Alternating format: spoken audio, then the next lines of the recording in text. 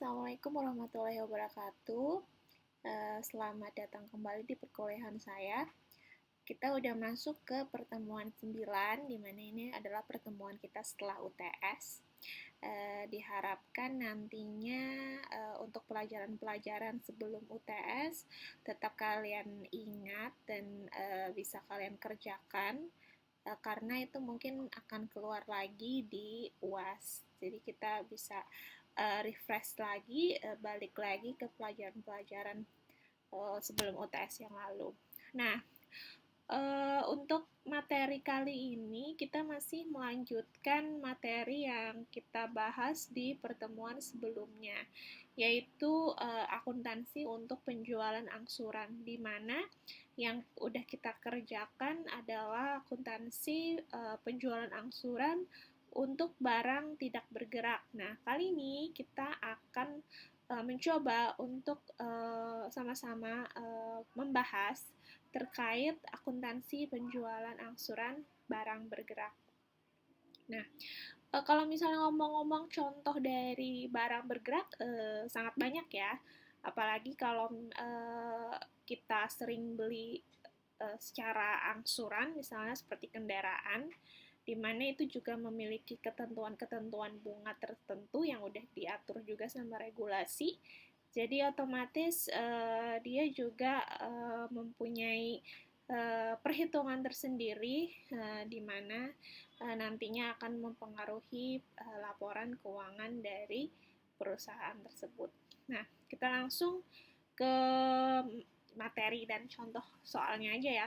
Soalnya kan kita udah pernah bahas dasar-dasar dari penjualan angsuran. Kalau kalian mau bisa balik lagi refresh ke Google Classroom pada pertemuan 6 yang lalu.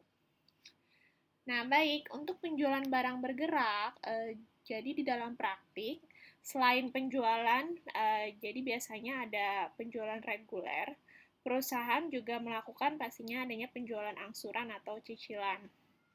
Nah, tujuan perusahaan ini menjual secara angsuran adalah untuk menaikkan omset penjualan.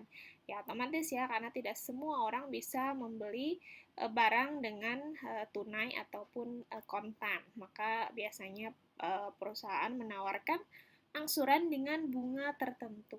Nah, bila hal ini yang terjadi dalam perusahaan, maka dalam penyusunan laporan keuangan harus dipisahkan antara piutang penjualan reguler dan piutang penjualan angsuran. Jadi dalam laporan keuangan untuk penjualan angsuran itu harus kita pisahkan karena memang nilainya tidak sama ya, saya sebutkan di sebelumnya karena mungkin ada pertambahan dari bunga cicilan. Nah, jadi otomatis nilai ataupun omset yang dihasilkan perusahaan pun juga berbeda antara yang reguler atau kontan dan cicilan, seperti itu. Kita langsung contoh. Di sini saya ngambil contoh yaitu untuk neraca PT Sari 1 Januari 2008, bisa kalian lihat. Ini seperti neraca pada umumnya. Situ ada aktiva, kemudian juga ada pasiva nih, pasiva ya. Mungkin dia salah ketik. Nah, untuk LKBD, apa itu LKBD? LKBD itu adalah laba kotor yang belum diakui. Nah, laba kotor yang belum diakui ini biasanya muncul kalau memang dari laba yang tahun lalu tetapi belum dimasukkan ke dalam laporan laba rugi tahun tersebut. Jadi masih ada sisa-sisa ataupun nilai sisa dari penjualan ataupun dari aset-aset di si perusahaan. Nah, sedangkan transaksi-transaksi yang terjadi selama tahun 2007 PT Sari, jadi di sini ada beberapa transaksi, banyak ya transaksinya. Nah, dari penjualan tunai sampai dengan biaya operasi. Jadi bisa kalian lihat, nanti akan saya kasih slide-nya ataupun PDF-nya nanti di Google Classroom, kalian bisa lihat. Nah, di sini ada penjualan tunai, kemudian ada penjualan kredit. Jadi dia mencatat keduanya antara penjualan tunai dan penjualan kredit. Kemudian sini ada BPP. BPP adalah beban penjualan. Nah, di sini ada sebesar 130.000. Kemudian juga penjualan angsuran yaitu 500.000. Di sini adalah BPP angsuran 350.000 dan seterusnya, bisa kalian lihat sendiri ya. Oke. Oke, kita masuk lagi ke pembahasan selanjutnya. Jadi tadi kita udah lihat ya transaksi dan neraca oleh PT Sari per 2008 1 Januari. Nah, sekarang langkah selanjutnya adalah kita bikin jurnal. Nah, jurnal pertama yaitu tentu saja jurnal penjualan. Karena tadi pada penjualan barang bergerak, jadi dia harus catat kedua metode penjualan, yaitu yang pertama adalah metode penjualan secara reguler, nah, yang tidak pakai angsuran. Kemudian yang kedua adalah mencatat penjualan secara angsuran. Jadi di sini entah itu baik dia menggunakan tunai atau kredit, sama saja, yang pasti dia mencatat dengan dua cara, yaitu metode reguler dan metode angsuran. Jadi nanti di sini ada dua jenis jurnal. Nah, untuk yang pertama nih udah pasti adalah penjualan reguler ya. Jadi dia melakukan pencatatan baik itu transaksi tunai dan transaksi kredit. Nah, ada piutang. Nah, di sini tadi berdasarkan datanya udah kita ambil aja dari sini. Jadi di sini ada penjualan tunai sebesar 70.000, maka itu akan masuk ke kas bertambah di debit. Kemudian juga di sini ada lagi catatan penjualan kredit sebesar 230.000. Jadi otomatis ini adalah masuk ke piutang dagang karena masuk ke dalam transaksi kredit. Nah, kemudian baru kita jurnal untuk penjualannya di sebelah kredit, yaitu penjualan sebesar 300.000.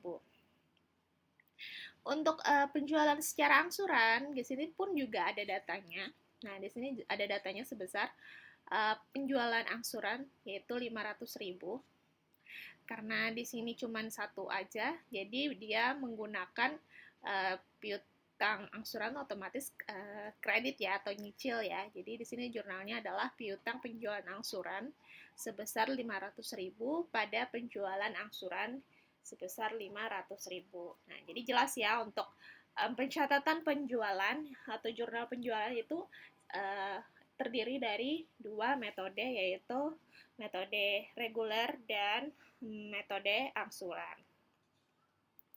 Nah, kemudian ada selanjutnya jurnal untuk pembelian barang dagangan. Di sini kita bisa lihat aja datanya gampang. Di sini ada pembelian barang dagangan secara kredit 550.000. Kita bikin aja jurnalnya pembelian pada utang dagang karena dia mencatat secara kredit. Nah, kemudian untuk penerimaan kasnya, kita cari aja apa saja dana-dana yang masuk ke dalam perusahaan, yaitu bisa dilihat dari piutang dagang 120.000. Nah, di sini bisa kita lihat. Nah, di sini ada datanya. Penerimaan kas diperoleh dari yang pertama adalah piutang dagang, kemudian ada piutang penjualan angsuran tahun 2007, kemudian ada angsuran lagi 2006 dan 2005. Di sini ada masing-masing angkanya. Kita masukkan, maka didapat perolehan kas sebesar 510.000. Untuk pengeluaran kasnya juga sama.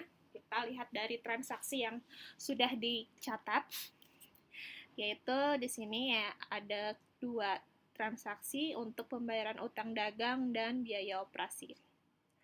Nah, di sini karena pengeluaran kas, otomatis kasnya berkurang kan, jadi ada di sebelah kredit.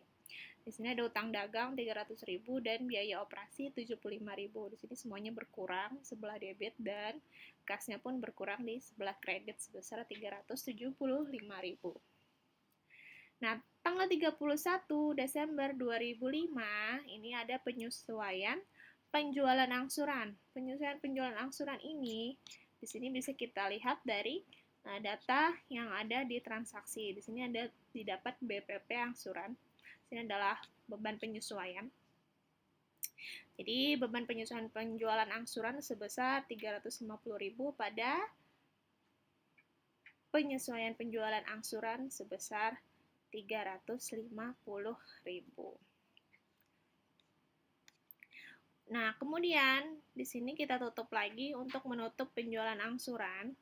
Di sini penjualan angsurannya tadi kita dapat datanya yaitu 500.000 ya di transaksi. Kemudian di sini BPP angsurannya yaitu 350.000 dan baru diketahui laba kotor yang belum diakui ini untuk tahun berapa nih? Tahun 2007.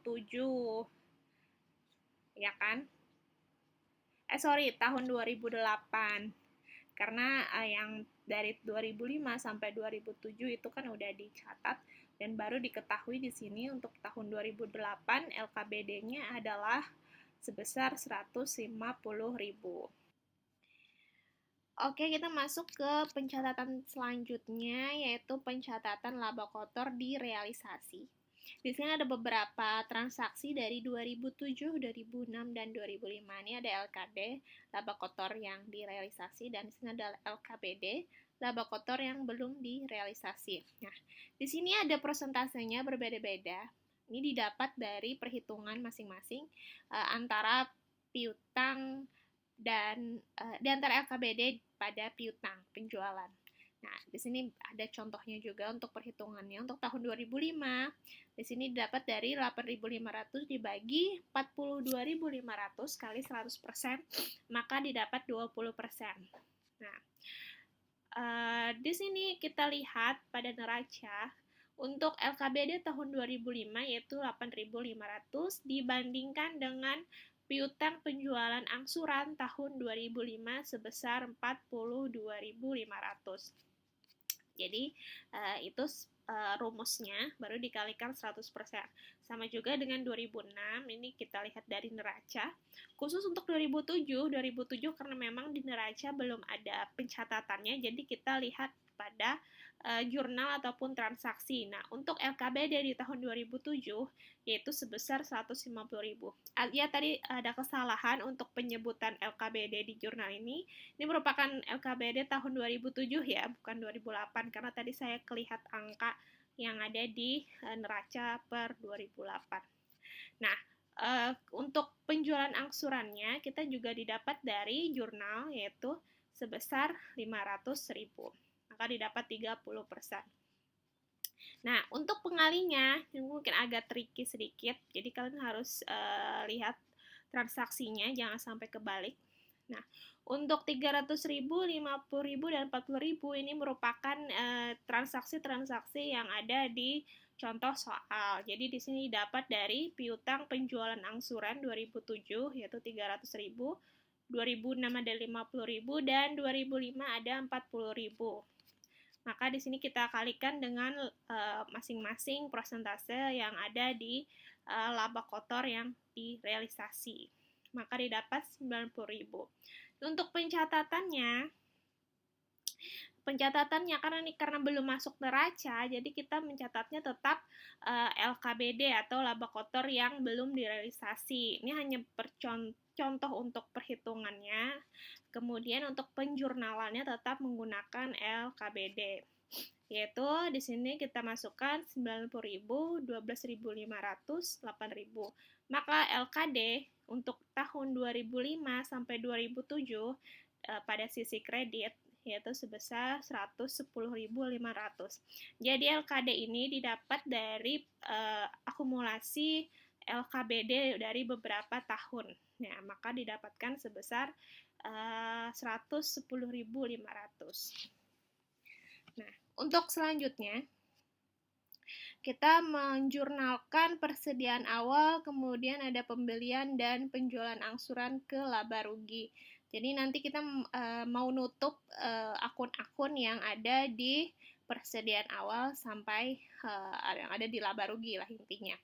Jadi untuk jurnalnya laba atau rugi sebesar 500.000, kemudian ada penjualan angsuran 350.000 dan pembelian di sebelah kredit dan persediaan awal pada sebelah kredit sebesar 550.000 dan 300.000. Nah, di sini bisa kalian lihat sendiri ya data-datanya berdasarkan transaksi. Nah, untuk menutup persediaan akhir, karena tidak ada datanya persediaan akhir yang ada di transaksi maupun jurnal. Nanti kita ada melakukan perhitungan sendiri di sini. Tapi jurnalnya kita lihat sama aja nutup ya. Jadi persediaan akhir pada laba rugi sebesar 470.000. Nah, ini untuk menutup penjualan. Jadi penjualannya kita tutup juga sebesar 300.000. Kemudian juga ada kita menutup LKD atau laba kotor di realisasi sebesar 110.500. Banyak nih yang kita tutup, termasuk yang terakhir transaksi operasi, biaya operasi sebesar 75.000. Nah, untuk menutup biaya pajak ini nanti kita dapat kalau kita bikin laporan laba rugi. Jadi nanti ada keluar laba kotornya, kemudian setelah dikurang pajak, nah baru didapat perhitungannya yaitu sebesar 45.825. Karena kita skip dulu laporan keuangannya, jadi sampai di sini dulu aja. Nah, untuk perhitungan laba ditahan juga sama, kita harus perhitungan di laporan laba rugi.